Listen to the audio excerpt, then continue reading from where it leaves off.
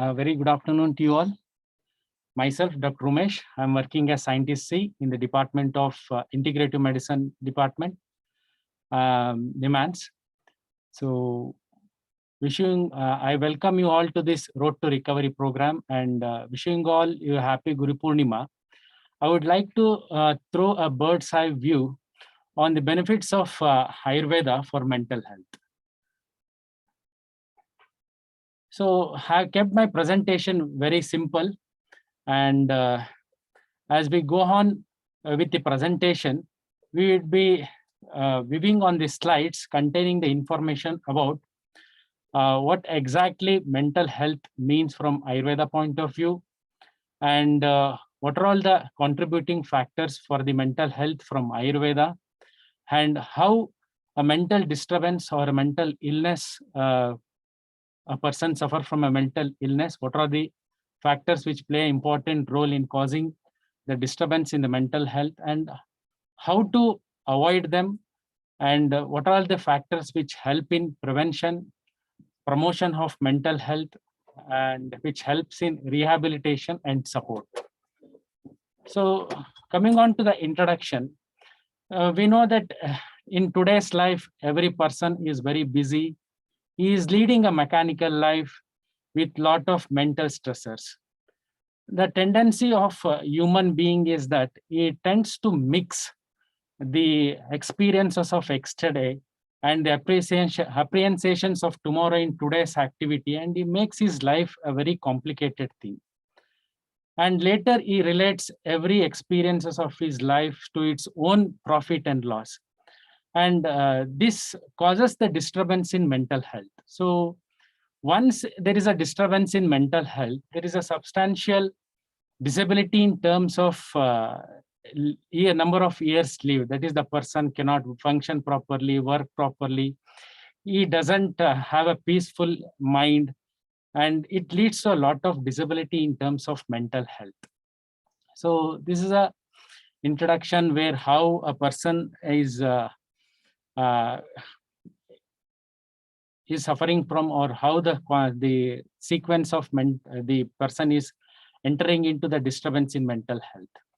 So coming to the Ayurveda, so Ayurveda is considered to be as a science of life. So Ayurveda has various aspects, that is, it is spiritual, it is holistic, it is health promotive, and it has two aspects, that is, it helps both in prevention and also it helps in clinical cure. And Ayurveda also considers mental well-being as an integral part of health, that is Swasthya. And it also considers that without mental health, there is no true physical health. And the happiness of mind, soul, and senses are considered to be as the important factors of mental health according to Ayurveda. So to see it in some more in a simplified form, so the mental health is defined, or the swasthya or the mental health from Ayurveda point of view is defined as a balanced and a pleasant state of mind. The person should be well balanced. He should have a pleasant state. The person should be very cheerful. He should be gracious. The person should have a proper and a satisfactory sleep. And he should have a steady and well balanced mental faculties. And he should have a pleasant and active state of sensory attributes. Next, very much important is the control of Dharaniya Vegas. So this is one of the unique concepts that Ayurveda proposes. So all these Dharaniya Vegas are the urges, especially like Kama, Krodha, Bhaya, Irshya, Shoka, Lobha, and Moha. These are all the physiological aspects, but these need to be expressed in a proper way.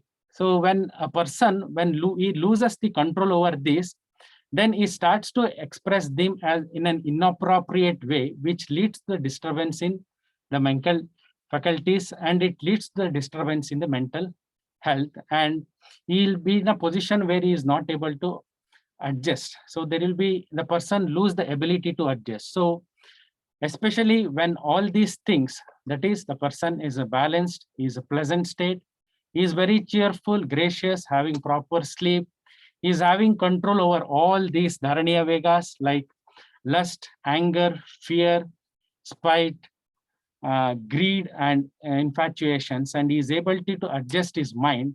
So then that state of mind is taken to be as a swasthya, or it is taken to be as a pleasant, that is mental health. The person possesses a well-balanced mental health.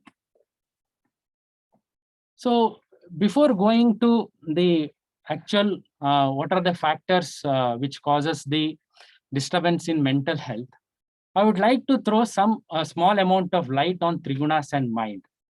So every human mind is endowed with the properties of triguna like sattva, rajas, and tamas. And once in a while, we will be having a question that why I only should suffer, why not the others, why exclusively, why I am suffering. So this is basically because of the sattva, rajas, and tamas. So few of the illnesses will be inherent, and whereas the few of the illnesses will be acquired over a period of time. So when there is an balanced state of these sattva and rajas and tamas, so then there is a very little chance for a person to acquire the illness over a period of time. To say, if a person is having a sattva guna, that is a pure state of mind, so it is always imparts a positive elements, and it is told to be as kalyanaka.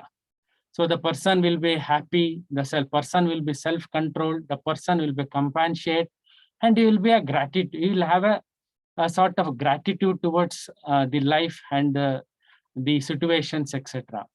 Whereas the rajas, it usually represents the activity and the dynamism, and the tamas represents the inertia and darkness. So this basically they possess intense passion or drive or being misconduct. That is, they basically possess the roshamsha and mohamsha. So when with these physiological factors, when the person is able to balance them with a proper lifestyle and diet and all, there are very little chances of a person being subjected or being afflicted with mental illness or to the mental disturbance. Like a person in rajas will be having particularly, he will be driven, he will be over energetic, he will be having lack of self-control, he will be having attachment, pride, inflated towards the self-esteem, and he will be having a tendency for lying. So these persons, when they are not able to achieve the thing which they have intended to achieve in life, so basically it leads to the expression of anger, grief, and this leads a person to suffer from a state of stress, anxiety, etc. Whereas on contrary, when you go to that of the tamas, it's basically the person will be depressed, he will be having lack of faith, lack of good conduct, he will be having intellectual deficits, ignorance, sleepy. So such persons are driven towards that of the depression. So here, though a factor of one inheritance is there, the acquired aspect can be well balanced when these sattva, rajas, and tamas are balanced. So hence, these plays an important role in imparting the mental well-being. So next, coming to that of the factors contributing for mental health. So as I told you previously, so it is the psych constitution, that is the sattva, rajas, tamas. So once they are in a balanced state, they contribute for the mental health. Second one is the mental strength or the sattva bala. So sattva bala determines whether the person is susceptible for the mental illness or not. So a person who possesses a good sattva bala will can withstand, and he can balance the rajas and tamas, and he will be not afflicted with them, and he will not suffer from mental illness. Bodily elements. So the body elements, basically there are three, that is vata, pitta, and kapha. So basically vata represents the neurological aspects of the function, pitta represents the metabolism, and kapha represents the integrity in the body. So the balanced states of these elements is also very much important. Why? Because the vata dosha influences the rajas, whereas kapha dosha influences the tamas. So whenever there is impairment in these body elements, it also affects the rajas and tamas, and the person, there is every chance from him to suffer from the mental disturbance.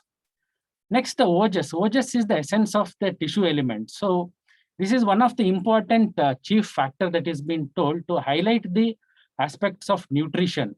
So where a person who is deficient of this essence of this tissue element, he will suffer from stress, anxiety, and there will be impairment in its intellectual, there will be intellectual impairments.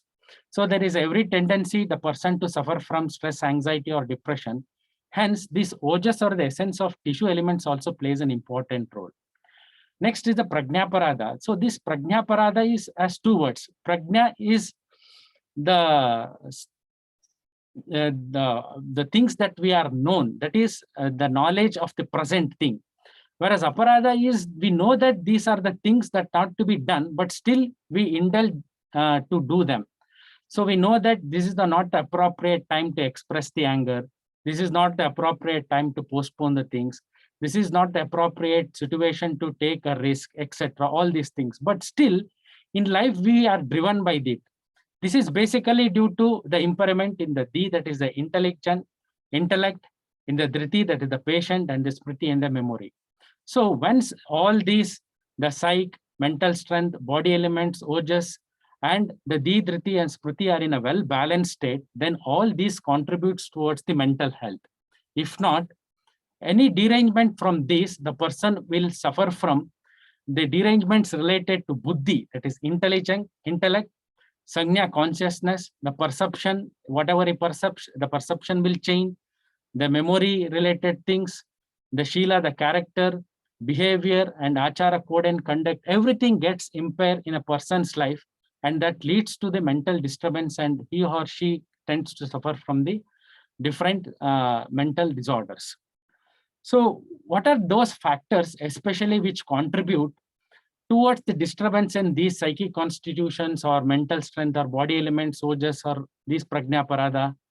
It's basically the diet and the lifestyle practices. So the diet and lifestyle practices and individual which he adapts has an influence on the positivity state of the mental health. So if the dietary and the lifestyle practices are good, then it imparts a positive state of mental health. Whereas on contrary, it leads to the disturbance in mental health. And it is also told that there exists a two-way relationship between mental disorders and unhealthy behaviors such as unwholesome diet and unwholesome regimen.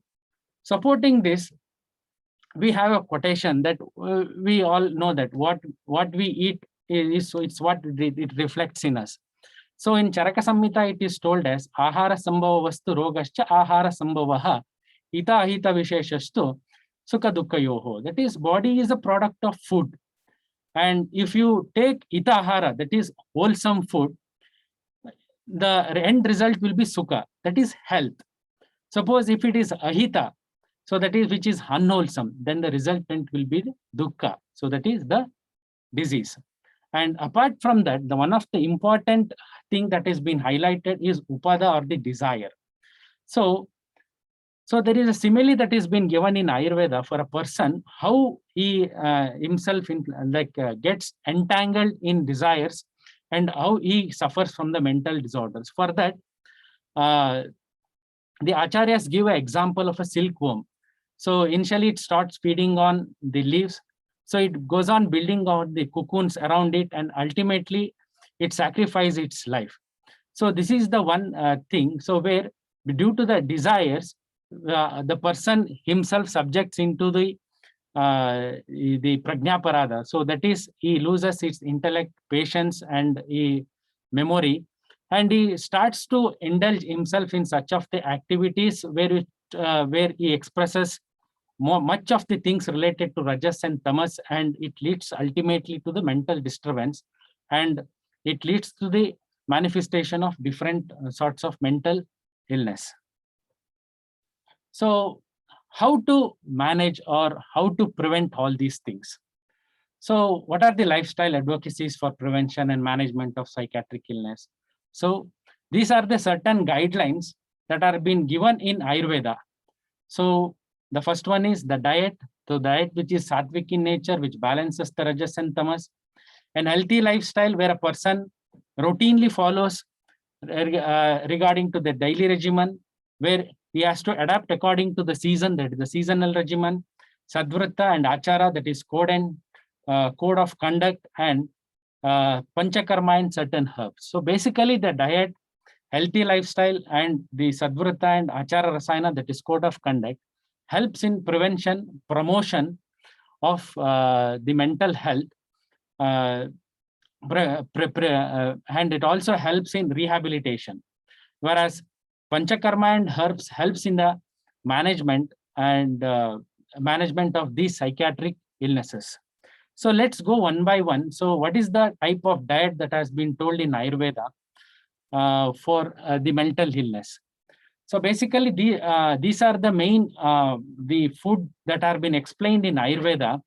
So for the mental health, like vegetables and greens such as snake gourd, drumstick, ash gourd, garlic, white onion, bottle gourd, the brahmi leaves, drumstick leaves, dill, fenugreek, the garden nightshade, we call it as the Ganigale soppu in Kannada and Makoi in Hindi, Malabar spinach and spinach. So these are the certain vegetables and greens which are being exclusively used for promotion of the mental health and also for a better recovery of a mentally ill patient. And the pulses such as red rice, wheat, barley, and green gram are advised. Fruits such as gooseberry, resins, mango, jackfruit, wood apple, pomegranate, and tender coconut are mainly advised for the person who is suffering from mental illness. And milk and milk products, so especially the milk, especially the ghee, the fresh and the old ghee and the fresh buttermilk are mainly advocated for a patient who is suffering from mental illness. So how these food would be helpful? So basically, all these are mentally health promoting food. They prevent the gut disturbances. So usually there is a theory that the disturbance in the gut has an impact over the mental health. So this prevents this gut dysbiosis. Majority of the food promotes the healthy neurotransmitter activity by which the memory, mood, etc. will improve. It's most of these food possess the antioxidant property. So basically, these antioxidants prevent a negative impact on the mood and mental health. And especially when we think about ghee, ghee is a one wonder medicine that is being told in Ayurveda, and this has been exclusively used for the treatment of all mental disorders. So ghee-based medicines or ghee. So both the fresh and the old ghee have been used. So Ayurveda recommends the usage of ghee, which is both fresh and old. Old in the sense 10 years old, and even Ayurveda also there is a reference of usage of ghee which is even 100 years old. So, and you know that brain is mainly contains mainly omega-3 and omega-6 fatty acids, and so this ghee helps in as it contains essential fatty acids. It helps in the promoting mental health, and also it helps in the prevention of mental health problems. And most of these foods also helps in preventing the mental the health issues, or helps in recovery with mental issues which arises due to the deficiency of vitamins.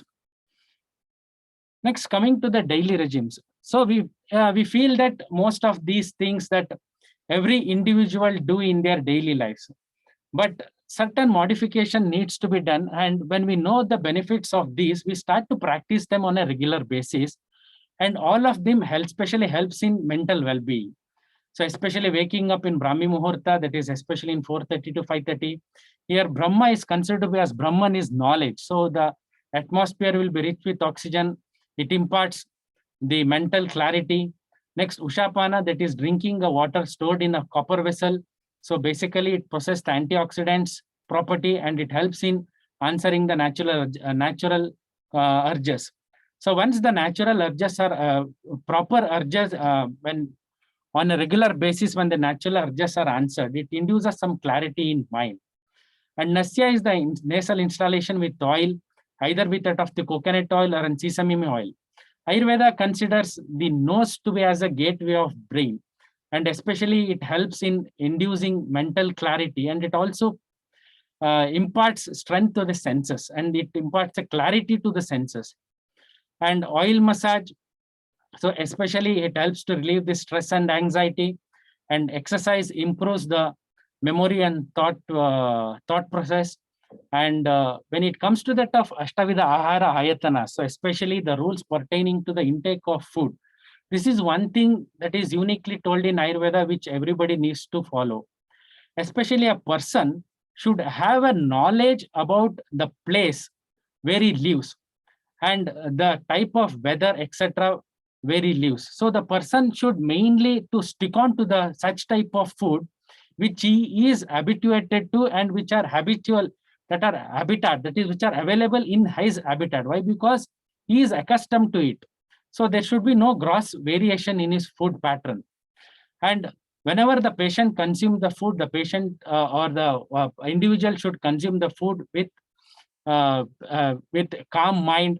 The food should be hot. Always it should be mixed with ghee, and it should contain all the 6 states like sweet, sour, salt, pungent, etc. So when such a type of the 6 type food, which is 6 taste dominant food, which is taken, which is hot, fresh, which is added with ghee and all, it nourishes the body and the mind. So there is a part in a food which nourishes the mind, the ahara amsha, which the nourishes the mind. Hence, much importance should be given to all these practices, which basically help in maintaining a mental well-being of an individual.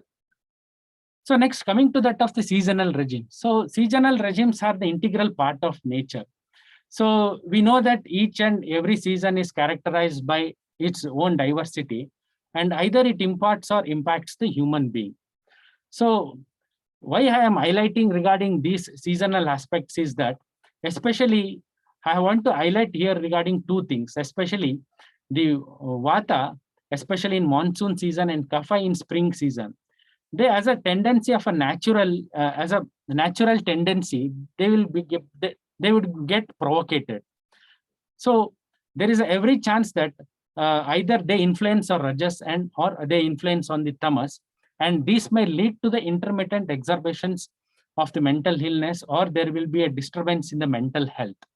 So when a person restores to the seasonal regimens, like especially in monsoon, a patient takes the food which is snigdha, that is, which is mixed with the ghee, the hot food, the food which is sweet in taste, the food which is nourishes in more nourishes, then it doesn't allows the vata to get provoked, and in turn it will not provocate the rajas.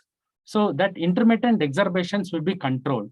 And similarly, in spring, the kapha gets provoked, there is a tendency that the tamas might get influenced by the kapha. So the person should take such foods which are light, which are not over-nourishes. It should be hot, and the person should consume food which are basically dominant with pungent and sour taste. So this will not leave the kapha to get provoked, and again, in turn, the tamas would not get affected. And there are seasonal purification regimens that are being told for the maintenance of health. So once these seasonal purificatory regimens are being adapted by an individual, so it balances the bodily humor. So once the bodily humors are balanced, it helps in balancing of the mental humors. So in turn, it prevents the provocation of the mental illness, it prevents the seasonal illness, and it helps in preserving the mental health. So these are regarding that of the dietic related thing that person needs to adapt on his daily basis, on its seasonal basis, and certain foods which are exclusively recommended for the better outcome of an patient who is for better outcome in a patient who is suffering from mental illness. Now we will discuss on some mental code and conduct. So these mental code and conducts are especially told in the classics, which basically help in preserving the mental health. So what are those? So that is always a person, that is a person should follow a golden mean in life. That is, he should have a purpose. He should serve that purpose in his life. He should be even-minded during his heights and lows of the life. He should share the enjoyments of his life with others. And he should never trust excessively, or nor too much. He should be too much suspicious about a person or a situation, etc. And he should properly guide his body, speech, and mind. So what are the different modes to guide this body, speech, and mind? So for which Ayurveda exclusively recommends the jnana. So that is the spiritual knowledge. So whatever all the spiritual knowledge that you have attained, so reciting or chanting the mantras, reading some books, Vijnana, that is scriptural knowledge, reading the books like Bhagavad Gita or the Quran or the Bible, etc. The memory, that is getting the knowledge from the past memories and attaining the stability of the mind and mental equanimity through the meditation. So these are the means that are being told for the mental code and conduct. Apart from that, there are certain other code of conduct that are being told in the classics to lead a stress-free life. And all these are being classified into different aspects of the psychological, social and behavioral, religious and spiritual, and personal aspects. So basically, they help to promote the mental health, and they prevent the person the tendency towards either entering into that of the rajas or tamas in nature. So basically, the patient should speak, or the individual should speak pleasant. He should be truthful. He should have a control over his mind and mental faculties. He should be courageous. He should recite mahamantras, like whatever all the patient is in is well versed with it. So he can either recite those mantras, and even mantra chanting has been told to be beneficial in most of the mental illness. So interested in purification therapies, as I told you, seasonal purification therapies, it prevents the intermittent exacerbation and imparts the mental health. Should always associated with righteous thing. He should be kind towards all animals and human being. He should respect and he should have a friendly attitude towards the elders, teachers, parents, learned ones, and God. He should have a rational thinking, and he should have awareness of time and place. He should cultivate healthy habits and thoughts, and individual should promote welfare, and he should he should be very generous. So then the person can lead a stressful life, stress-free life. Sorry. So what are these benefits of these Advrita and Achara Rasayana? So basically, by following these codes of conduct, it can boost the Sattva Guna in a person. So it protects the mind from the Rajas and Tamas. It induces calmness and peace. It overcomes the sadness, stress, anxiety, and depression. And it in turn balances the bodily humor, which is very much important. Why? Because health, both mental health and the somatic, that is the body health, are interrelated. Hence, balancing them is very much important. So these are the diet and the lifestyle changes or the code of conduct, which especially help a person to prevent and also to prevent the different aspects which induce the mental disturbance and to promote the mental health.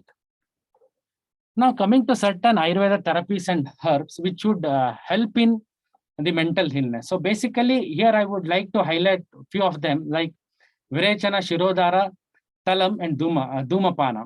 So that is, Virechana is basically a detox procedure which is medically induced purgation. So it helps to cleanse the toxic materials out of the body, and it imparts the gut health and thereby improves the mental health. Especially the conditions like Shirodhara, that is oil dipping over the head, application of medicated paste over the head, and exposure to medicated fume, that is Dhupana, helps to relax the mind. They promote the sleep, they improve the concentration, they reduce fear, anxiety, stress, and they also help in memory issues, and also they improve the cognitive abilities. And when we go to certain herbs, the herbs like Brahmi, Shankapushpi, Estimadu, Dochishmati, Vacha, and Ashwagandha. So all these have their indication, and they all are helpful in conditions such as stress, anxiety, depression, and they improve the cognitive abilities of an individual. But the thing is that all these drugs should be taken with the supervision of an Ayurvedic physician, and most of the times all these Ayurveda therapies and herbs are not prescribed as a standalone. That is, exclusively they are not prescribed. They are prescribed it as an add-on with the standard line of treatment, so that they help in better recovery of the patient. So I would like to conclude this with that now the world is shifting, is witnessing a global paradigm shift where the people are turning towards the integrative or the traditional systems of medicine. And the principles of Ayurveda psychiatry revolves under the mutual relationship, around the mutual relationship of the psyche and soma, that is body and the mind. So both body and mind are closely related, hence maintaining both the health aspects of the body and the psyche is very much important. And the psychic factors are largely influenced by physical factors like food and the activities of daily life. And even the current statistics of psychiatric disorders also depicts the haphazardness of diet and the modern lifestyle. And all these guidelines which we discussed, that is the dietetic guidelines and different the code and conducts, etc., will basically help as an intervention in different domains like preventive, curative, rehabilitative, and supportive aspects. And the concepts of Sadvrata and Acharya Rasayana help in preventing the derailment of mind. So, and the last, I would like to conclude by saying, think positive, be sociable, eat healthy, so keep your mind active, learn new things, and exercise. And I would like to quote a shloka where it tells that Karuna Ardra Manaha Shuddham Sarva Jvara Vinashanam. So that is a pure and a kind mind. So that is Karuna, that is the kind, and the Shuddha, that is pure mind, can destroy all the diseases. Hence, mental health is very much important. So once there is a good mental health, the person can win over every diseases. Thank you. Thank you so much, Ramesh. I think that was very informative presentation on not just the mechanisms and the concept of Ayurveda and mental health, but also on practical tips on how you can use Ayurvedic products to help improve your mental health. And of course, the final conclusion that he said is that it has to be used as a complementary and an alternative, not as an alternative, but a complementary treatment, especially in mental health in most cases. We'll move on to the next presentation, and I would request Dr. Umesh to be there in the studio itself so that we can ask him some questions later on. Dr. Nishita, I'll now hand over the session to you, and please present on the benefits of yoga for mental health. Thank you.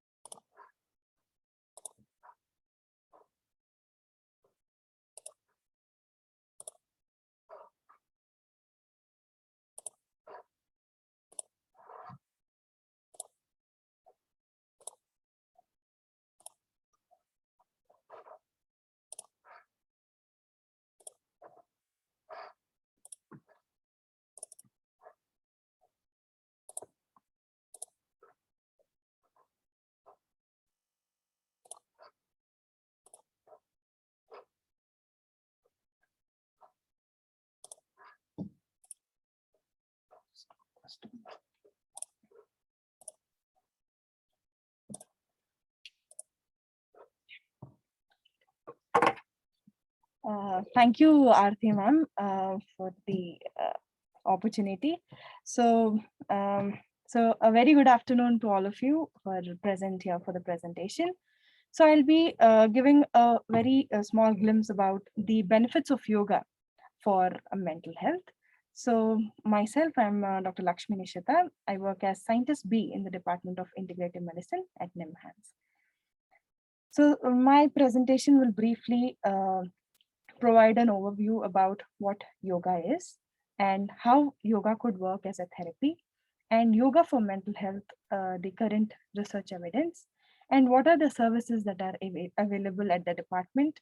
And lastly, we shall have a brief module, practice module, where all of you can join with me to practice yoga, especially targeting for stress reduction. So I shall start with what yoga is.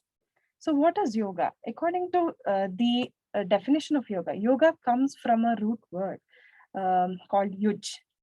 Yuj meaning to join or unite. So here, what does yoga talk about? It is about unity of mind, body, and the soul or spirit. So all of these three, when they synchronize, that is nothing but the practice of yoga. So how do we achieve it in day-to-day life is when we are able to bring in that synchrony or unison between the body, breath, and our mind. So that is what we call it as the practice of yoga. So these are the very famous definitions by the ancient sages. You would have heard Sage Patanjali, who is like the father or a stalwart that has actually given the theory and practice of yoga around 400 BC.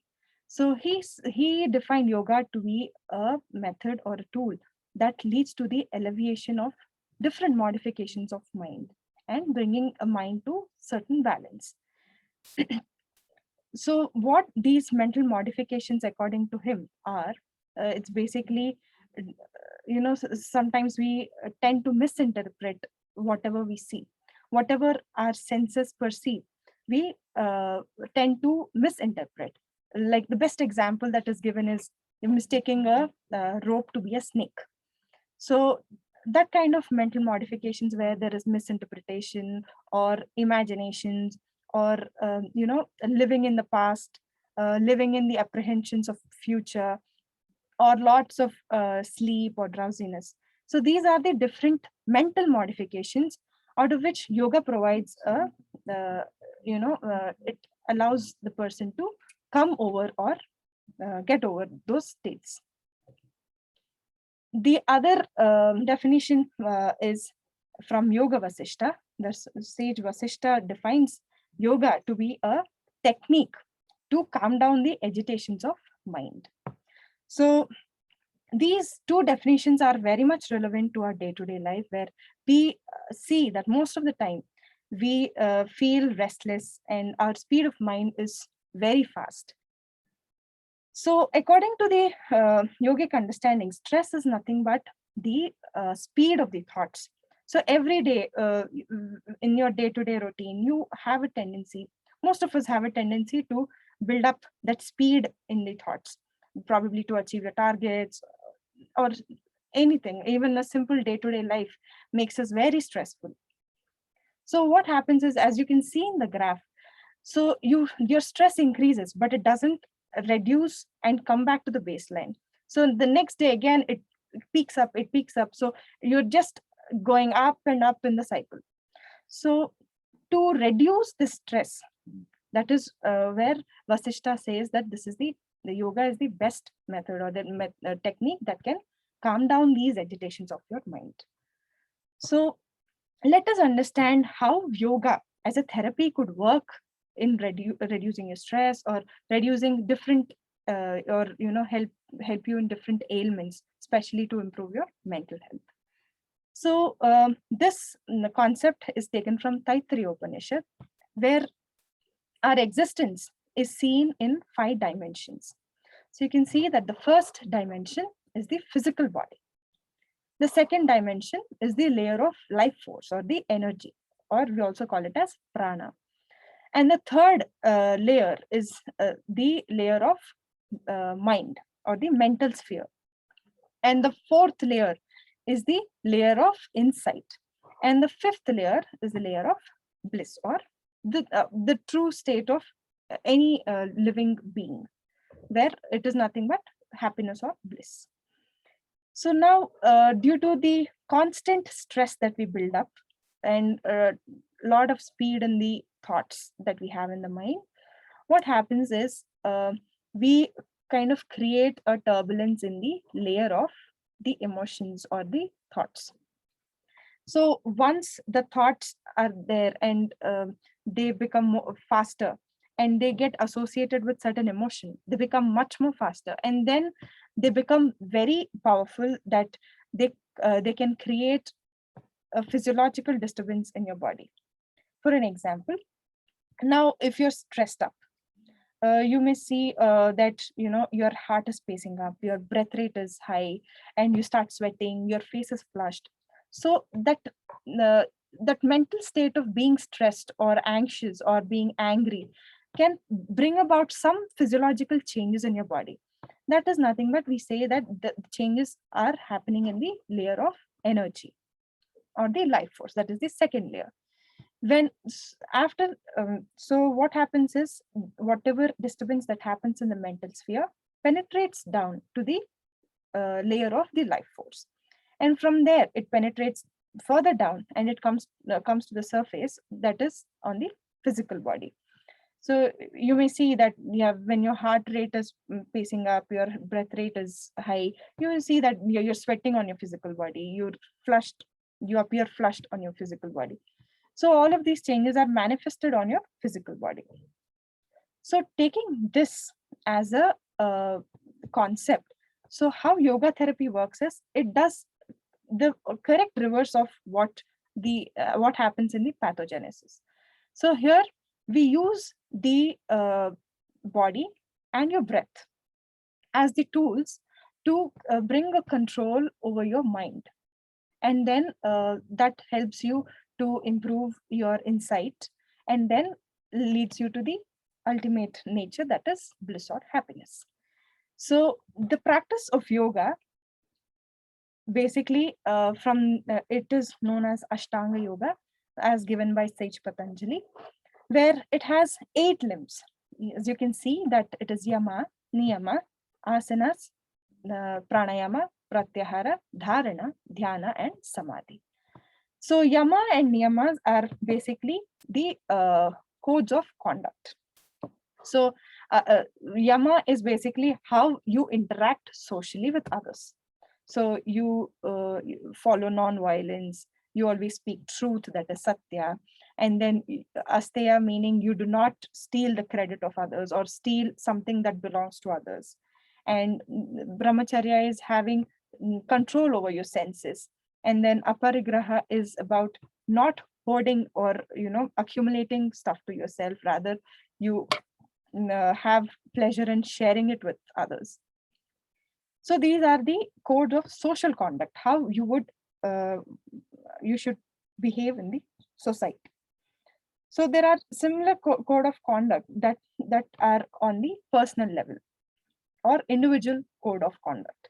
So these include Saucha, that is cleanliness of both body, speech, and your mind. And then Santosha is being content with whatever you have. Tapas is having self practice of anything. If you're doing certain practices of yoga, so that is your tapas, to keep it continuous. So that practice is known as tapas. Swadhyaya is after the practice, you introspect and you keep introspecting of how much have you improved over last few days. So that is Swadhyaya. And then Ishvara Pranidhana is basically to surrender yourself to a higher principle in your life that you believe in. It could be your parents, it could be some role model, or it could be God, whatever you think is higher to you and you really have faith in that principle. Surrendering to that principle is Ishvara Pranidhana. And then the mostly known component of yoga is asana, where most of us think that yoga is equal to asana, which is not, though it is an important component. So here in this asana, what we do is we use our physical body as a tool to adapt certain postures and bring in balance at your breath and your mind. Then comes pranayama. So pranayama is again basically controlled or regulation in your breath to again bring calmness at your mind. Pratyahara is a practice where you withdraw all your senses from the sense object. like, you know that basically there is a sense and a sense object and a sense organ. So sense organ will perceive the sense object. So it's basically, despite of the sense object being there, you withdraw your senses and you're not allowing yourself to be drawn by the sense pleasures. That is pratyahara. Once you focus all your awareness into yourself, I mean, you're withdrawing all your senses within yourself, then the next practice that comes is dharana, where there is internal concentration or focus. And then automatically the other two states happen. So from dharana, dhyana, samadhi is something that we call it as advanced yoga, where the first 5 limbs act as a preparation, and then dharana, dhyana, samadhi happen without effort. So after internal focus, you get into a state of meditation. And from the state of meditation, samadhi is a state where you feel that you are one with everything. So it is a state of all inclusiveness. That is the final or the ultimate goal of yoga. So, yeah, this is yamas and niyamas that we have discussed. So asanas are the next step after yamas and niyamas. Then comes pranayamas. So pranayamas are done with certain mudras to enhance the efficacy of the pranayama techniques. Then lastly, so this is how the modules are. First, basically yamas and niyamas are expected from the patient or the participant, whoever participates in the yoga sessions. Then they are taught asanas. The module starts with some loosening practices. Then there are asanas. Then they are taught pranayama. And it ends with certain relaxation techniques and mantra chanting. The mantra chanting doesn't have to be something related to the religion. It could be as simple as a, u, and ma sounds, which are not pertaining to any religion in specific. So the module, generally the yoga modules end with mantra chanting and then a prayer. So now, practicing yoga, what does it do to one? So in healthy individuals, especially, we have seen these results where they've, even healthy individuals on day-to-day basis, they face states of low mood or anxiety. So it reduces that state anxiety and depression levels. And then it also has shown that it reduces the stress hormone. That is, this stress hormone is responsible to produce stress in your body. So yoga has shown to reduce this stress hormone that is known as cortisol. And it has found, the studies have reported that the subjects who have participated in the research studies have shown quality of life to be improved. Their sleep quality has improved. And the performance in certain psychological tests and the cognitive tests have improved. That is, their intellect and their attention span has improved. And it has improved their GABA levels. So GABA is one such neurotransmitter that is known as inhibitory neurotransmitter. So this is one such neurotransmitter which is disturbed in most of the psychiatric illnesses, especially depression, schizophrenia, and also ADHD and autism spectrum disorders. So yoga helps to increase this GABA level. This has been shown both in healthy individuals as well as patients suffering from depression. And it also reduces oxidative stress. And it is also shown to increase the gray matter in the brain, which is that shows that it also is anti-aging, and it also helps promote the neurological functions. Further, what NIMHANS so far has done in this field of yoga and mental health is in depression.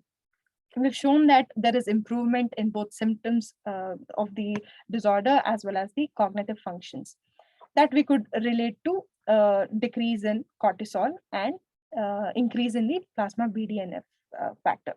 This BDNF is something that promotes neuroplasticity in the brain.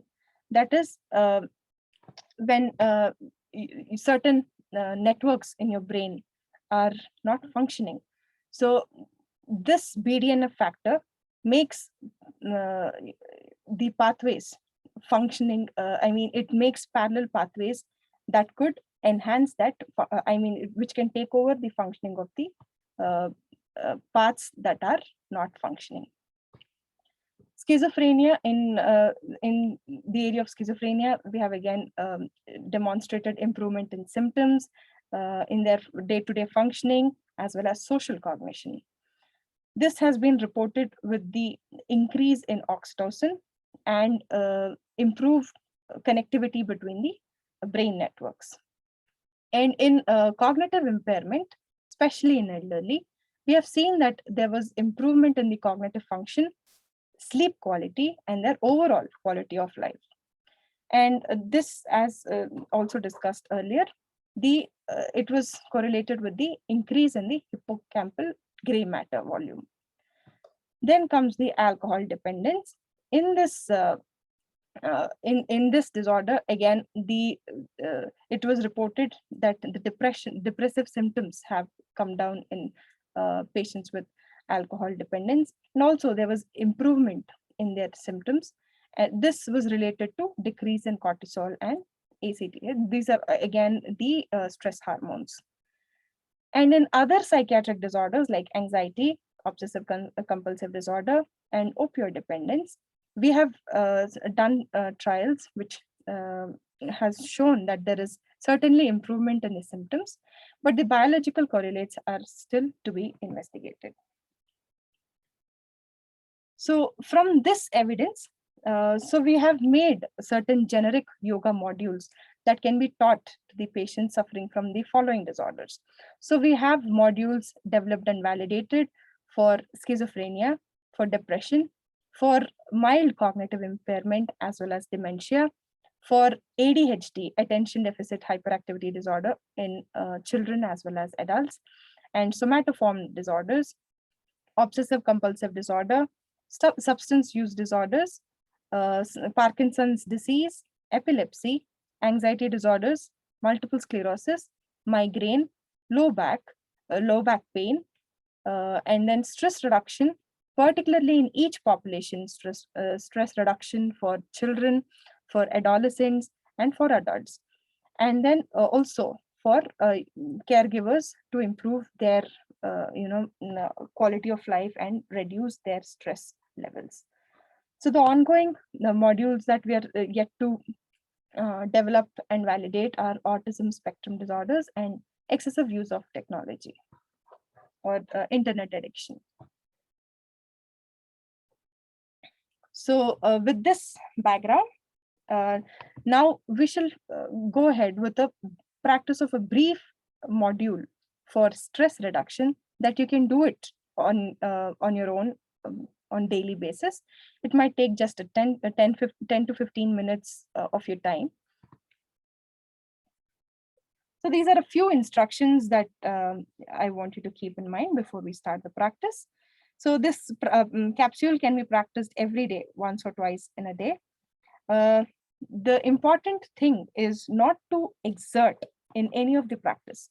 The practice of yoga is just to be comfortable in whatever pose you're adopting. So make sure your practice is within your comfortable limits. And you can either use a chair or yoga mat, whichever is comfortable for you. It is not mandatory for you to sit on the floor with your legs crossed. And make sure that the modules are practiced 2 hours, at least 2 hours after a full meal or 1 hour after a snack. And it is better to avoid tea or coffee before the practice of yoga. And it is advised to wear loose and comfortable clothes to practice yoga so that there is no restriction in the movement while you perform yoga. And it is very important to practice yoga in a well-ventilated space.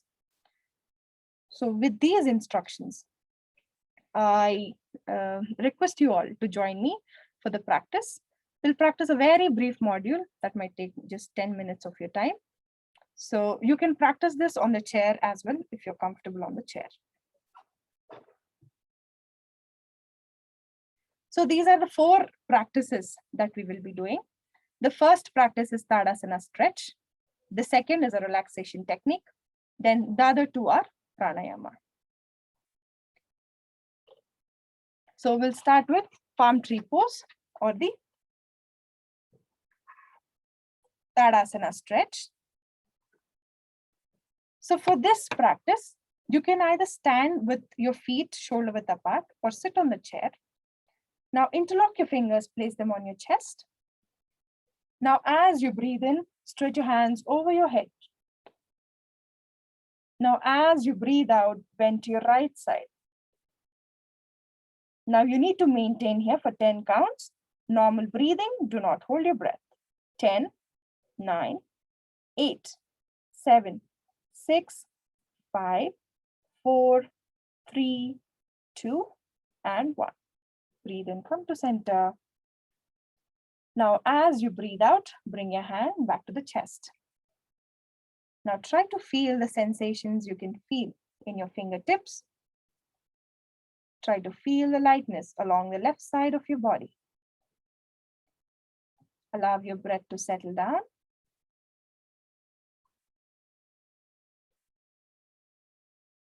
Now we'll do the same practice on the other side. Again, as you breathe in, stretch your hands up over your head. Now as you breathe out, bend towards your left side. Maintain here for 10 counts, normal breathing. Do not hold your breath. Be comfortable wherever you are. 10, 9, 8, 7, 6, 5, 4, 3, 2, and 1. Breathe in, come to center. As you breathe out, bring your hands back to the chest. Release your hands. Now try to feel the balance on both the halves of your body.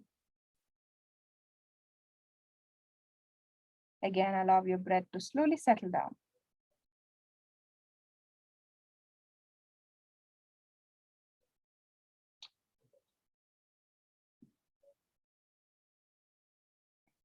Our next practice is instant relaxation technique.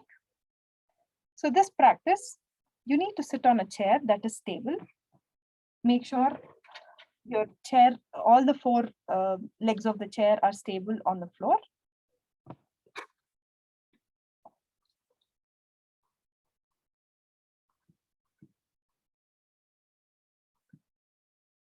So in this practice, you need to sit on a chair and then lie down, rest your back, the top of your back to the chair, and then stretch your arms up and then stretch your legs in front of you. Now, I will call out each body part, and hearing the body part, you try to tighten each body part, and then we need to tighten the whole body at once and then release. I'll guide you through the practice. Let us practice this together. Come to the position, straighten your legs in front of you, hands over the head, rest your back on the chair, your feet together. Now tighten your toes, pull your feet towards you, tighten your ankle joint, tighten your calf muscles, tighten your thighs, tighten your buttocks, tighten your abdomen, tighten your chest, tighten your back, tighten your hands, tighten your shoulders, tighten your elbows, tighten your forearm, tighten your fingers, tighten your entire body, tighten your face, clench your teeth, tighten your face, squeeze your eyes. Now in this position, tighten, tighten, tighten. Now release and relax. Relax the entire body. Let go all the strain from all the body muscles. Allow your body to be completely loose and comfortable.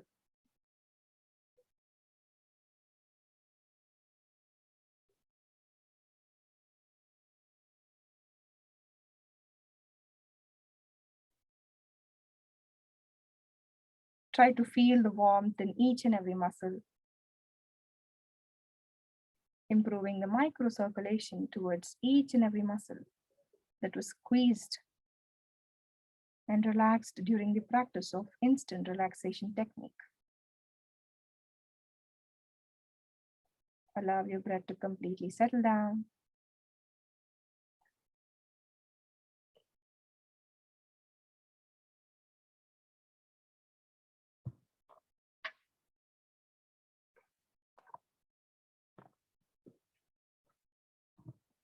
Now, as your breath settles down, we will move ahead with the practice of pranayama. For this practice of pranayama, this practice is known as alternate nostril breathing or Nadi Shuddhi pranayama. For this pranayama, your left hand is in Chin Mudra. That is, the tips of your index and the thumb touch each other. The other three fingers are straight. Place this mudra on your thigh, facing upwards. Now the right hand is in Nasika Mudra. The tips of your index and the middle finger bent down. Now you need to use the thumb to close the right nostril, the other two fingers to close the left nostril. Come to the position. Now take a deep breath in. Close your right nostril. Slowly breathe out from the left. Now breathe in from the left. Breathe out from the right. Breathe in from the right. Breathe out from the left. This completes one round of the practice. We shall perform 4 more rounds. Breathe in from the left. Breathe out from the right. Breathe in from the right. Breathe out from the left. Make sure your inhalation and exhalation are very slow, smooth and gentle. Avoid jerky movements in the breath. Inhale from the left. Exhale from the right. Inhale from the right. Exhale from the left. Be aware of the touch of the air in the nostrils. Cool air entering the nostrils as you breathe in. Warm air coming out of the nostrils as you breathe out.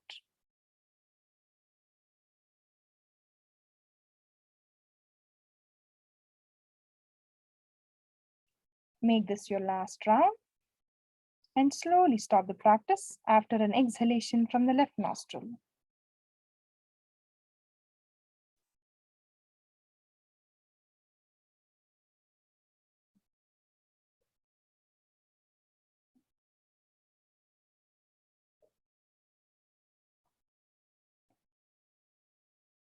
Now try to feel the balance in the breath happening from both the nostrils.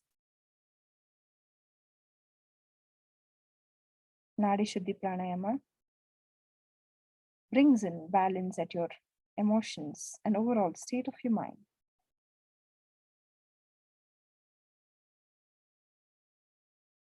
Lastly, we shall practice humming breath or Bhramari Pranayama. For this pranayama, you need to close your ears with the thumb and place the other 4 fingers gently on your eyes. Do not press your eyes, just gently place the fingers on your eyes. Now in this practice, you need to take a deep breath in, and as you breathe out, chant sound of ma for however long you can in a single breath. And while you do the practice, be aware of the vibrations of the chanting in your head region. Let us practice this together for 5 rounds. Take a deep breath in.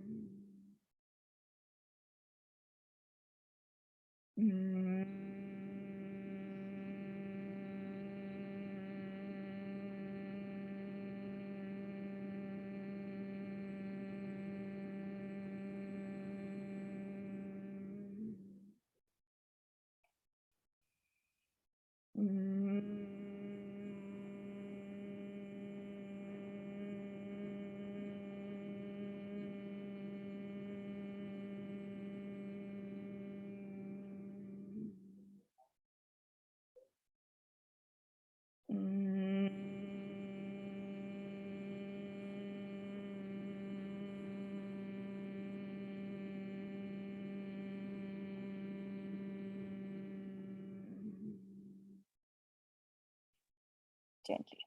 Drop your hands down. Keep your eyes gently closed. Observe the vibrations of Makara in your head region.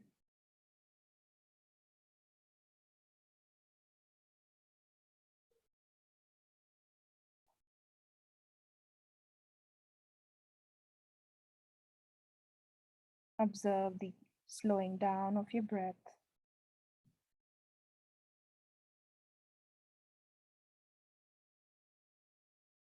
Feel the calmness at your mind.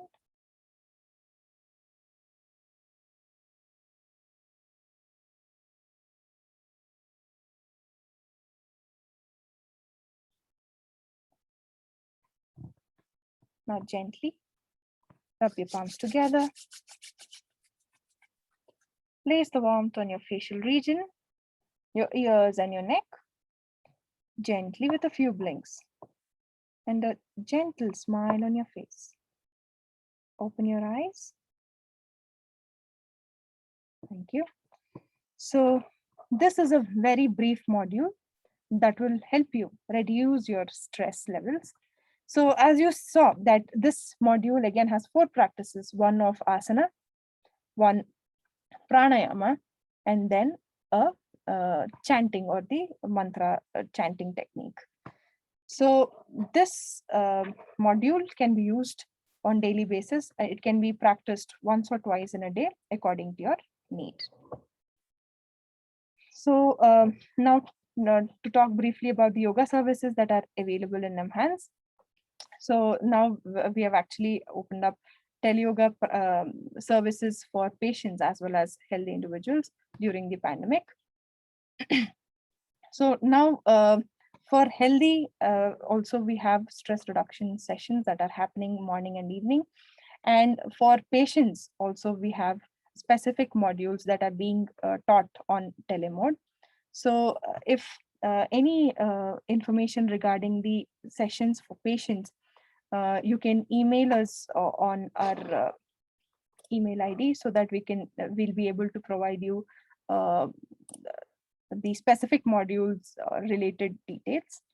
So our email address is imd.nimhans@gmail.com. I'm putting it in the chat box.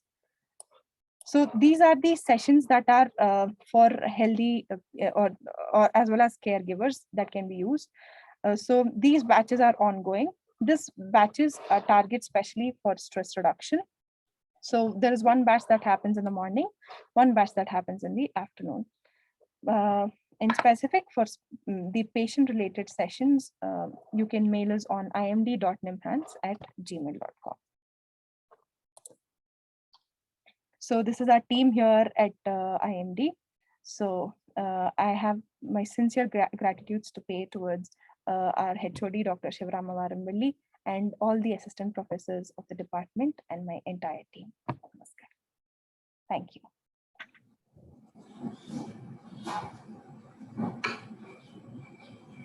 Thank you so much, Dr. Nishita and Dr. Umesh. I'd request Dr. Umesh to come a little forward. I think we have a couple of questions on the chat. And if anybody wants to ask any questions, please raise your hand or you can type in the chat. I will go to the first question that has been asked by Apurva. The question is, can you please recommend a diet plan for diabetic people and people who are overweight? So I believe this is diabetes plus comorbidity of mental illness, if I'm not mistaken, because we would like to stick to the theme of mental health overall. So Dr. Umesh, would you want to please suggest anything for that? So diabetes can be seen many a times as a comorbidity in many of the mental illness. So basically, whatever all the food that has been recommended for the betterment of the mental illness, like wheat, barley. So wheat and barley are the two things which are rich in fiber, which basically also helps in improving the mental health, and also at the same point of time, they improve the glycemic index. Apart from that, when we go to related to that of the vegetables, so especially all the gourds such as bottle gourd or the ash gourd or the snake gourd, which has been told in the context of mental health, are whole good to be consumed in cases of diabetes. So hence, balance exercise and a type food which is which comprises the wheat, barley, will definitely help in balancing both the mental health aspects and also the diabetes. Thank you, Dr. Umesh. I think in continuation of that, I would want you to take a question from Shreya, who asks, what is the significance of herb fumes? So significance of herbal fumes is basically to calm down a patient. So especially the fumes, which the herbs which are calm, which induce calmness in the mind, or the herbs which exert the or which relieves the anxiety and the stress. So these are basically used for the calm downing of the mind. And as I mentioned earlier, that the nose serves as a gateway to that of the head and the brain. So the fumes that are being inhaled, so they reach the brain and they try to calm down the aggressiveness of the patient. So especially the thalam, or the application of the medicated paste over the head, or the shirodhara, or the fumes. These three procedures are especially used when the patient is aggressive, and to calm down and to impart the calmness in the mind. Thank you, Dr. Umesh. I think Tilak has a number of questions. Tilak, would you want to unmute and ask your questions? Tilak?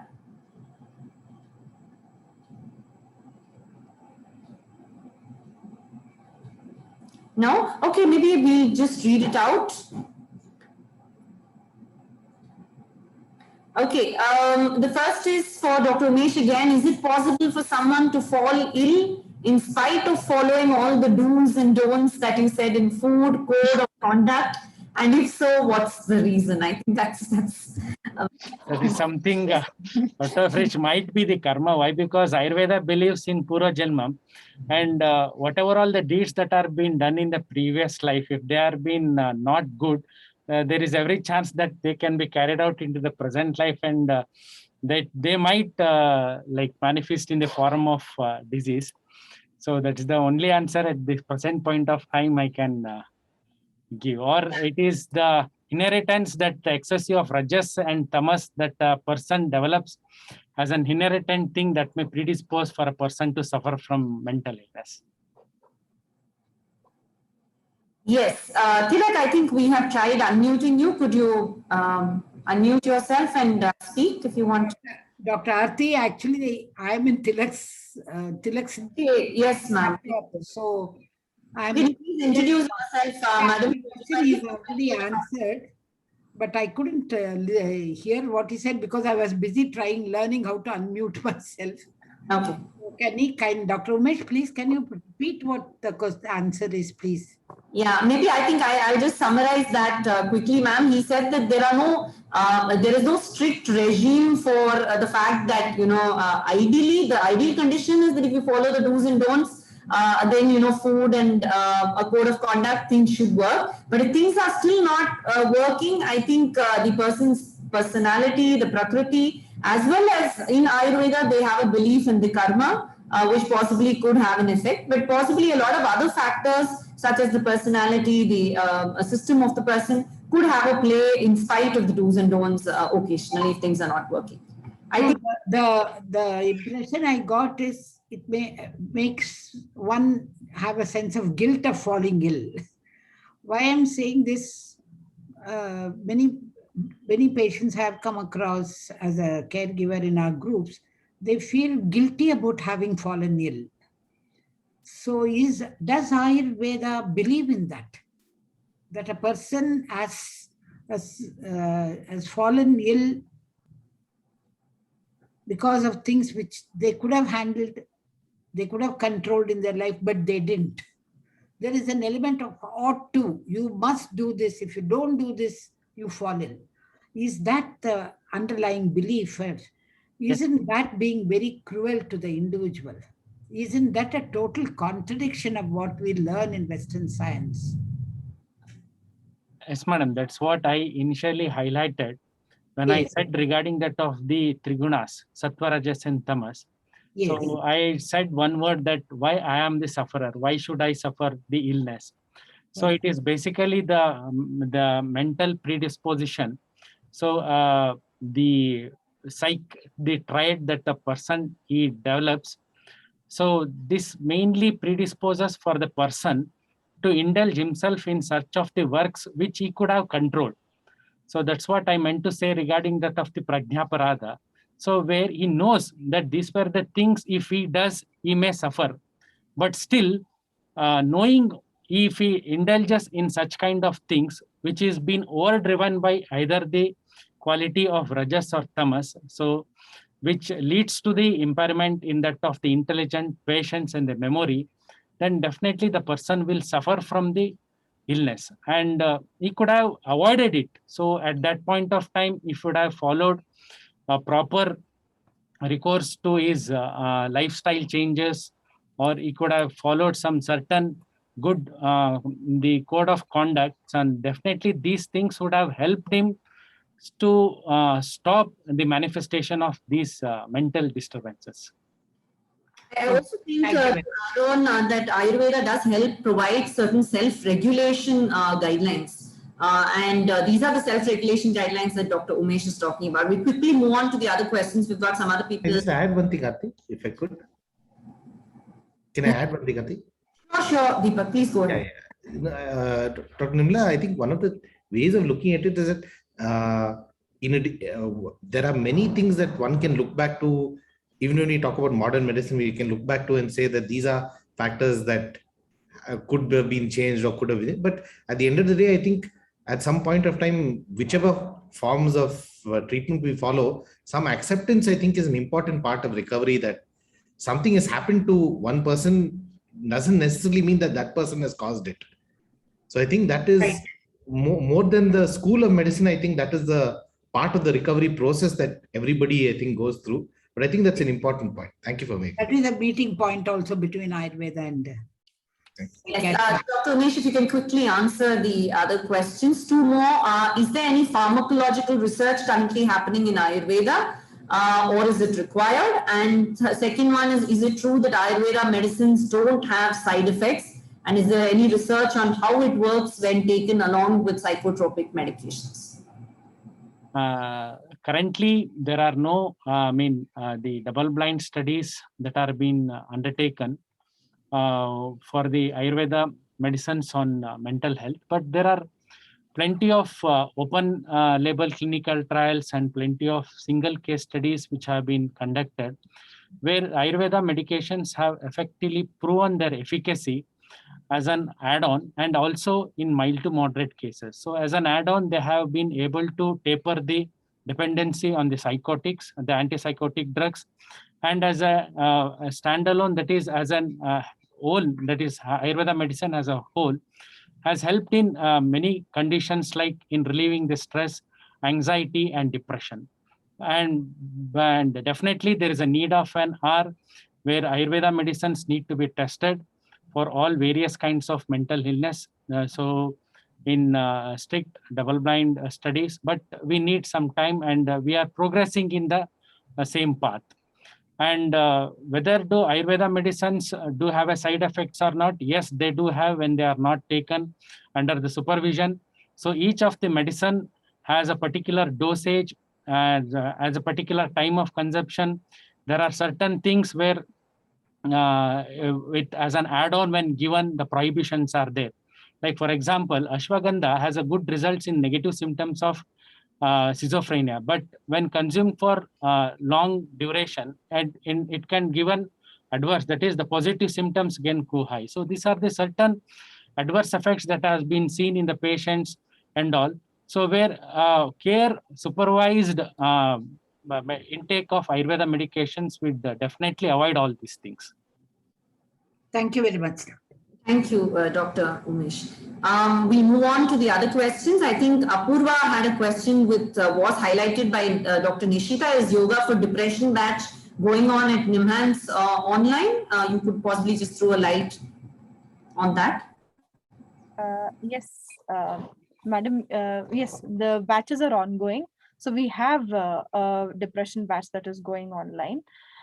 So for the details of the, Zoom, therapy session, you can put in your request to the given email ID, that is imd.nimhans@gmail.com, so that we can briefly, assess the patient and then admit the patient to the ongoing batch for depression.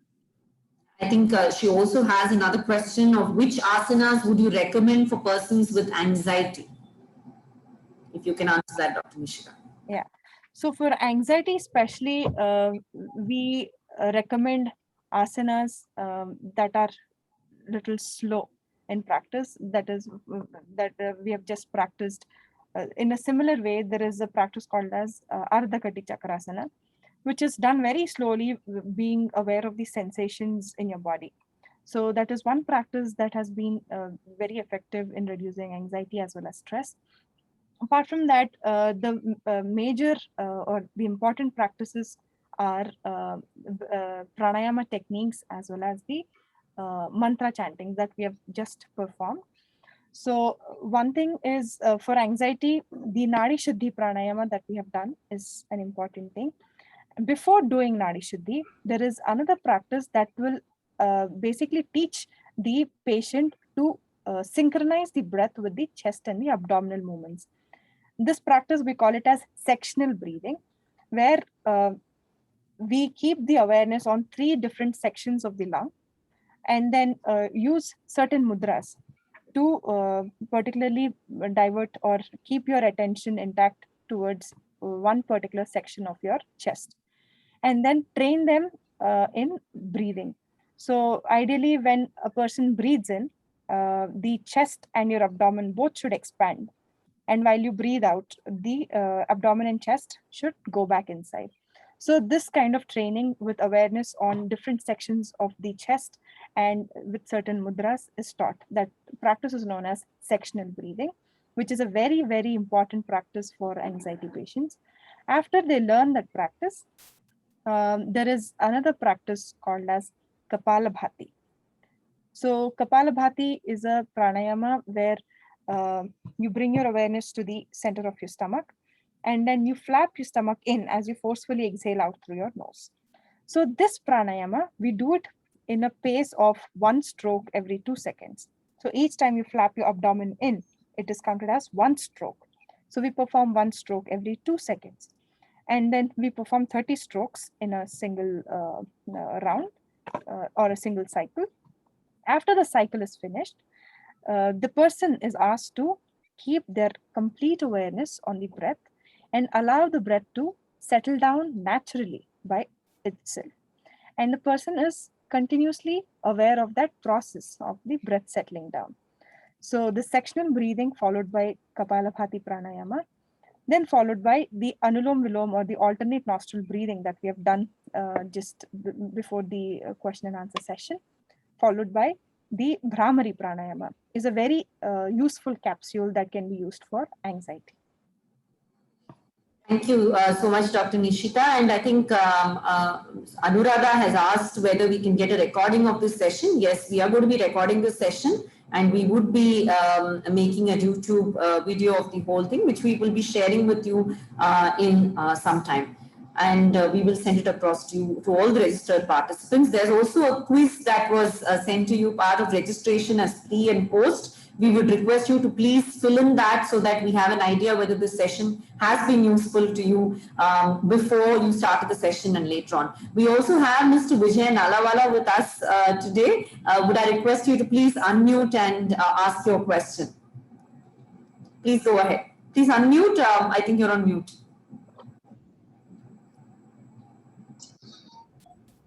My query was regarding yoga practice for bipolar disorder and other severe mental illnesses like schizophrenia. Are there any contradictions or precautions to be taken? Especially practice of Kapalbhati is said to agitate the mind, is what we have heard. Meditation can be also a problematic practice for people with severe mental illness. What are your views and advice on that count, please? Thank you for a wonderful question. So this is one important thing, probably most of them would have this doubt. Yeah.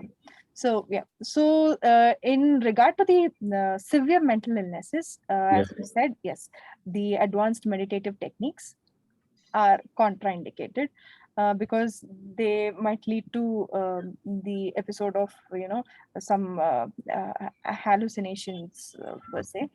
So we do not recommend advanced meditative techniques, but rather that small phase of being meditative after a chanting, like after we chant Om or after we chant Ma, like how we have done in Brahmari. Yeah, so that certain very short, brief meditative states are I mean, are completely okay even in severe mental illnesses. But advanced techniques where there are visual imagery techniques where a person, kind of instructs certain kind of imagery techniques, visualize something, that practices are strictly prohibited in patients with severe mental illnesses.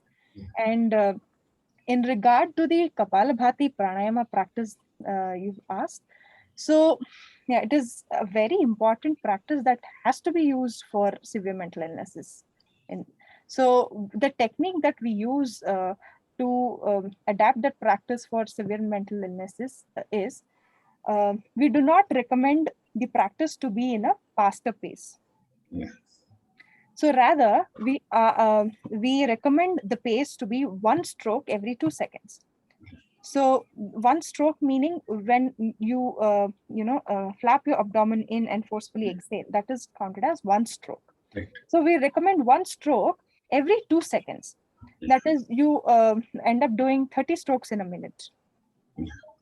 And if one practices Kapalabhati at this frequency, you will see that after one cycle, that is 30 rounds, when you allow your breath to settle down. So there is a phase where your breath becomes very slow. Yeah, in order to, it's because your breath was fast before, you were trying to always expel the air out. Right. So it kind of washes out all the carbon dioxide that is there in the lungs or in the body. So your carbon dioxide is something that acts as a trigger for the next respiratory cycle to happen. So because now you don't have enough carbon dioxide buildup in the body, so there is certain state of a state called physiological apnea. To that space, I mean that phase, you don't feel like taking a further breath in, or you feel that your respiration is being very minimally happening. And in yoga, we have a concept saying wherever your breath goes, your mind goes. So when your breath settles down to that kind of sub-minimal level, your mind also becomes very slow. So now as an exercise, you can practice this now for yourself and see how with this pace, how it brings an effect on your mind. Thank you so much for the elaborate explanation. In fact, I have been practicing pranayama for the last 30 years, right? Every single day. Yeah, that has helped me recover. Thank you so much. But this is a question that many of us have because of this, misinformation that we get. Yes, very true, sir. Thank you very much for asking that question. Thank you, Mr. Vijay. I think you had one more question on the chat to Dr. Umesh. Is psychiatrist consent before a person with mental illness tries out Ayurveda medicines or supplements? Yes, the psychiatrist's consent is mandatory before a person consults an Ayurveda physician, and he starts with Ayurveda medications. Why? Because still we are in a very preliminary stage of research. So we need to develop certain amounts of evidence. So, but all these medicines are used from ages, and in general practice, they have not been to produce any some adverse effects. So when they have been carefully given under supervision, but still we, in general, we recommend an referral or from from a psychiatrist for the take of Ayurveda medicines. Thank you so much. Thank you, Dr. Umesh. I think we have one more question from Dr. Harish, my colleague from Psychiatric Rehabilitation Services. Harish, would you want to unmute yourself and ask the question to Dr. Umesh?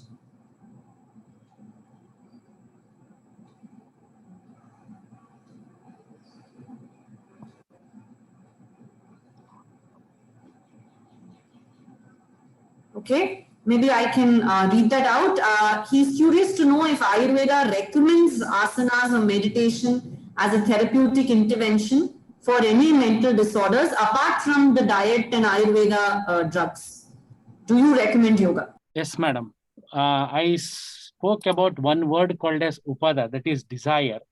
And there is a one modality of treatment that is being told in Ayurveda called as Naishtika Chikitsa, which helps a person to attain moksha. Moksha is something, a state of, it's a state of physical and mental well-being. If a person has to attain that, then he has to undergo through this Naishtika Chikitsa, where yoga, that is performing asanas, and the meditation is told to be as a path for this moksha in Ayurveda. So this Naishtika Chikitsa contains all the different aspects of the Ashtanga Yoga, starting from Yama, Niyama, Asana to that of the Samadhi. Would ask him if you want anything else.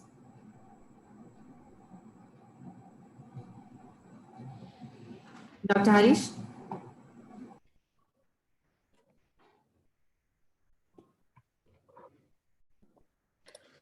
Yeah, Arti. Can you hear me, Arti?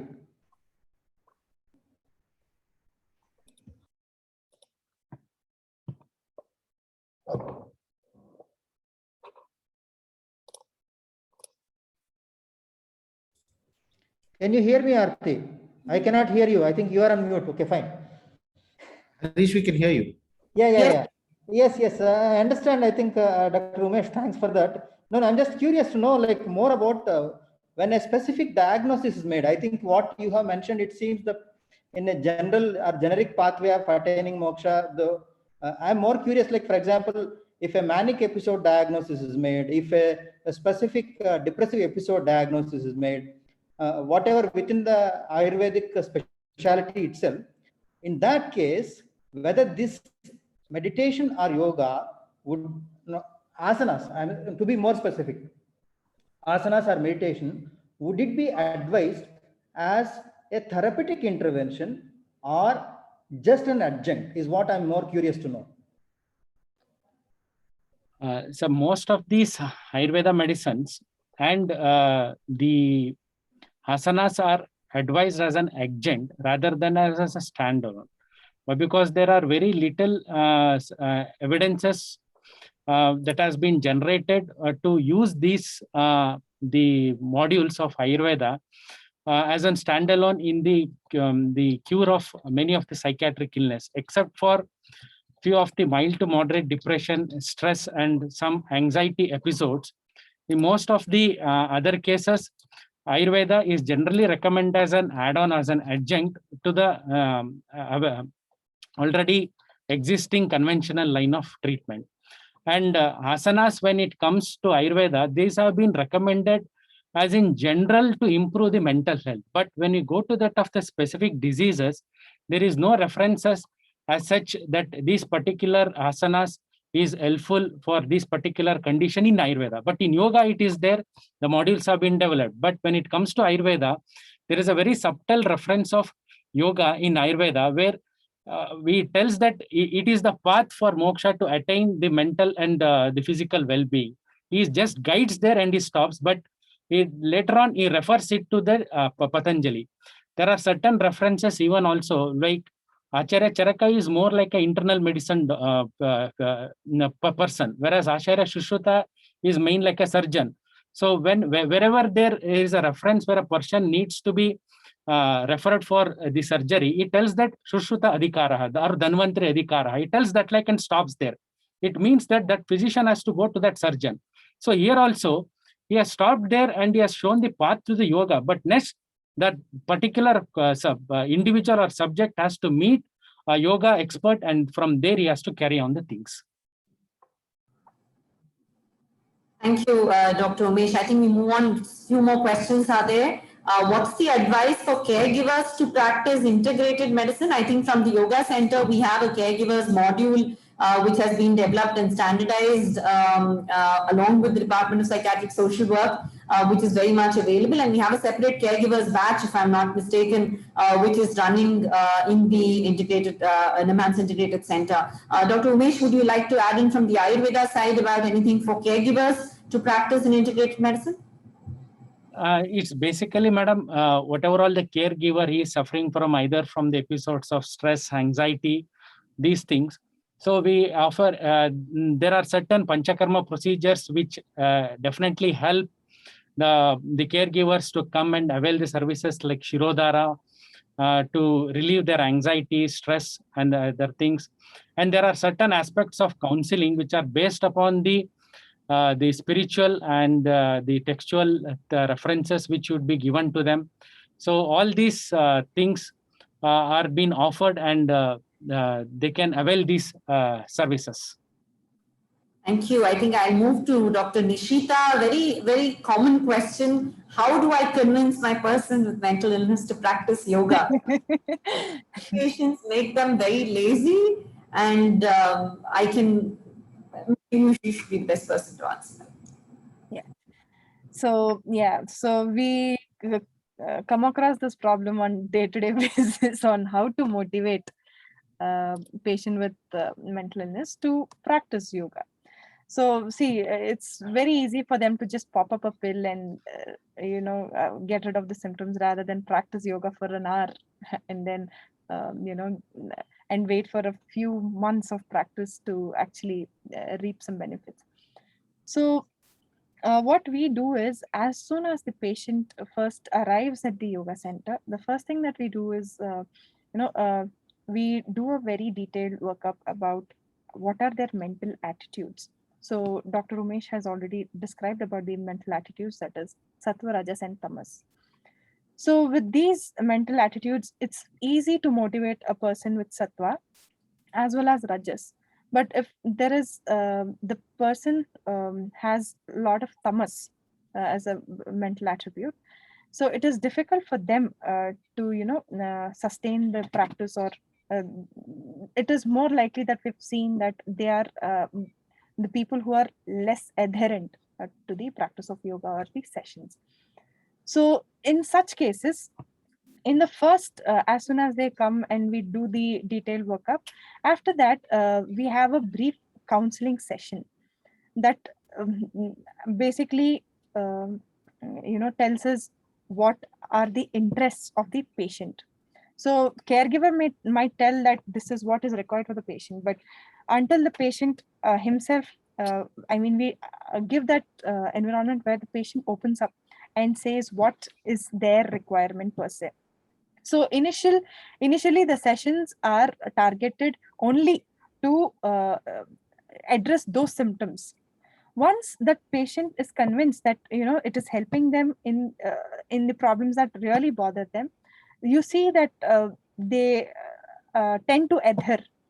Once you build such kind of rapport, then we start actually the elaborate module of 1 hour that has been designed, validated for that specific illness.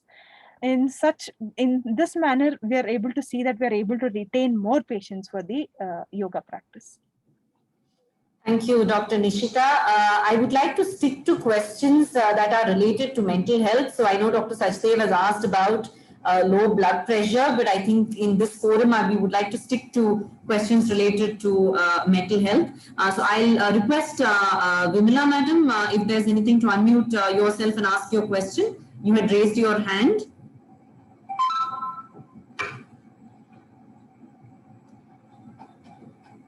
We can unmute. Yes, I have asked you to unmute. Please unmute yourself and ask your question if you have any.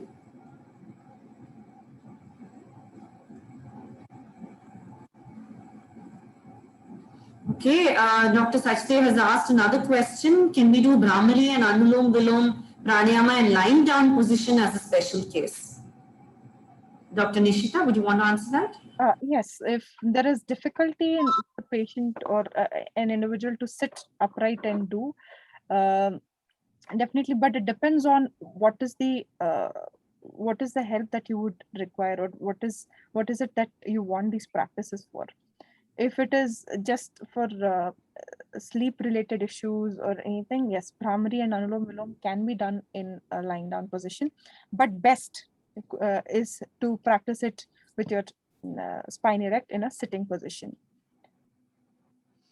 Thank you. I think if Vimla ma'am is not able to unmute, I think we had one more question from Dr. Srinivasan. Ma'am, quickly, we would want to wrap.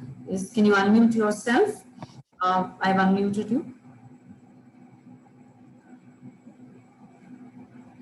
Hello, yes, this question is to Dr. Umesh. You have certain do's and don'ts for the patients. I mean, all patients in general, but even mentally ill patients and all that. Similarly, don't you think there are do's and don'ts for Ayurveda practitioners? Do you think the present ecosystem is the ideal practicing environment for Ayurvedic medicine? Because even now there are people who go to Kerala, to those traditional centers of Ayurvedic practice, rather than go to Indiranagar or some cities, the clinics in Bangalore, because there is a very strong belief. How far this is really true? Now, I see Ayurvedic medicines in blister packs coming, and then immediately the first, I mean, I don't know, can you approve of this current practice, the modernization of practice? There is no modernization in research. I'm sorry, maybe I'm saying this out of ignorance, but there's a lot of modernization in practice of Ayurveda. How do you approve of such things, Dr. Umesh? Definitely, it's a very good question, and thank you. So the modernization of Ayurveda is in terms of the presentation of the medications, but the core principles of Ayurveda are the same, and they have been utilized from the ages, and today also it's the same applicable. So there are certain core principles that are being laid where when the patient comes to a doctor, where the patient is assessed accordingly, and accordingly treatments are being decided. So it is just the branding that has been happened, that if you go to like there are certain well-known institutes which are performing, like Kottakkal, etc., for some other mental and other neurological elements, Sridhariam for eye elements. So they have evolved as a brand. So people think that the authentic Ayurveda is only in Kerala. No, it's not so. Ayurveda is Ayurveda. It's the same. It has not changed. The principles have never changed. It's only with the presentation of the medication has been changed and the instrumentation has been changed. So people have come out with different techniques. The newer the instrumentations have come in terms of utilization of the Panchakarma equipments and all. But there are certain centers where still the age-old things have been preserved. And there are certain pharmacies which have preserved the same age-old preparation methods of the medicines. So usually while prescribing the medications also, most of the Ayurveda physicians adhere to the such pharmacies which are still preparing the medicines by following the classical principles. And even most of the physicians adhere to the basics of Ayurveda. So I think somewhere there is a lot of misconception between the classical Ayurveda and some modernized Ayurveda, where even there are certain industries which is it is using Ayurveda for their own beneficiary in spa and other things. So that has led to a wrong notion over Ayurveda, that Ayurveda has got modernized or it is changing or that like, no. So it is basically in olden days, the medicines, whichever that have been prepared. So it's the palatability was the issue. So in order to address that palatability, newer techniques in medicines came out.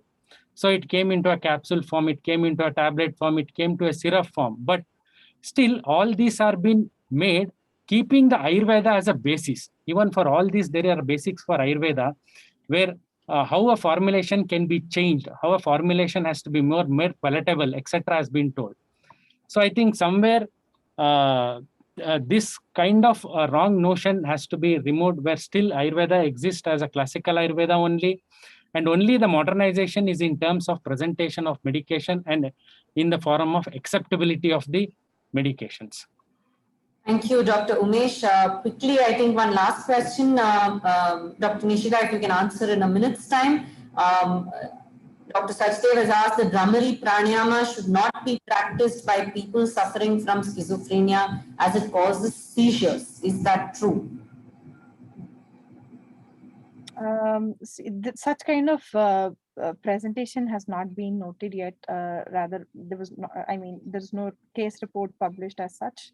No research evidence to say that Brahmari Pranayama causes. Neither we have not, faced this in our clinical practice here. Okay. Thank you so much. I think it's been a very fruitful discussion today, and I should really thank both Dr. Umesh and Dr. Nishita from the Department of Integrative Medicine for coming to our studio today and for the R2R presentation. In summary, I think integrative medicine has its benefits for mental health as an adjunct treatment, and all those who are interested in getting to know more about integrative medicine and the work of the NIMHANS Department of Integrative Medicine. Dr. Nishita, I would request you to type in the website ID in the chat box so that people could visit the website. You could see the services that are offered in the department, and already Dr. Nishita has shared the email ID. If any of you would be interested in accessing the Ayurveda services as well as the yoga services, please mail to the IMD email ID, and they would be happy to give you the information on the sessions as well as the Ayurveda treatment. The email ID has been given below, imd.nimhans at gmail.com, and the website is www.nimhansyoga.in. You can feel free to check the website and get on all the details that is there on the website. I thank you all once again for joining us. We've had close to 50 participants today and had a lot of discussion and debate, and I'm sure it's been helpful to all of you. Dr. Deepak, would you want to say anything concluding? No. I'd again like to thank both the presenters and the chairperson.